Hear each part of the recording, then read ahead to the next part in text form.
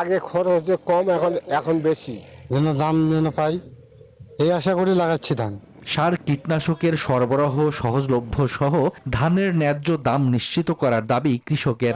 বেশি দামে দিবে লাগে, দোকানে যাবো যে সার দাদা কয়ে সার তখন বেশি দাম হলে পাবো, নাহলে নাই। এইভাবে তো কিস্তি হবে না, হবে ওই জন্য আমার বাইরে বেশি দামে নিতে হয়। কৃষি বিভাগ বলছে সারের পর্যাপ্ত মজুত রয়েছে। দিনাজপুরে আমন ধান রোপণে ব্যস্ত সময় পার করছেন কৃষকরা। তবে উৎপাদন খরচ বাড়ায় ধানের ন্যায্য মূল্য পাবেন কিনা তা নিয়ে দুশ্চিন্তায় দিন কাটাচ্ছেন তারা। ফখরুল হাসান পলাশের তথ্যচিত্রে ডেস্ক রিপোর্ট।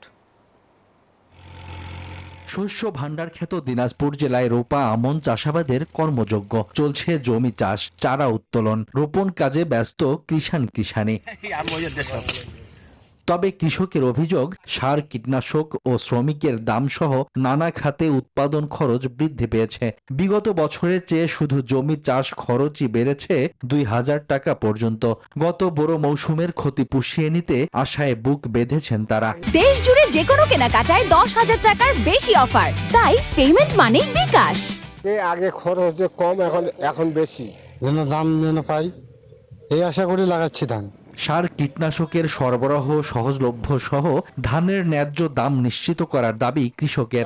বেশি দামে দিবে লাগে, দোকানে যাবো যে সার দাদা কয়ে সার তখন বেশি দাম হলে পাবো, নাহলে নাই।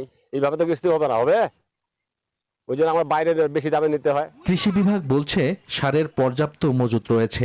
মাঠ পর্যায়ে সার সিন্ডিকেট ঠেকাতে তদারকি করছেন কৃষি কর্মকর্তারা। সুতরাং কোনোভাবে যাতে কৃষক নির্ধারিত মূল্যের চেয়ে বেশি ক্রয় করতে না হয়, সেই বিষয়টি কঠোর নজরদারিতে নিয়ে আসার জন্য আমাদের মাঠ পর্যায়ে যারা আছে তাদেরকে নির্দেশনা দিয়েছে। কৃষি অফিসের তথ্যমতে চলতি মৌসুমে দিনাজপুর জেলায় রোপা আমনের লক্ষ্যমাত্রা ধরা হয়েছে প্রায় 2,61,000 হেক্টর।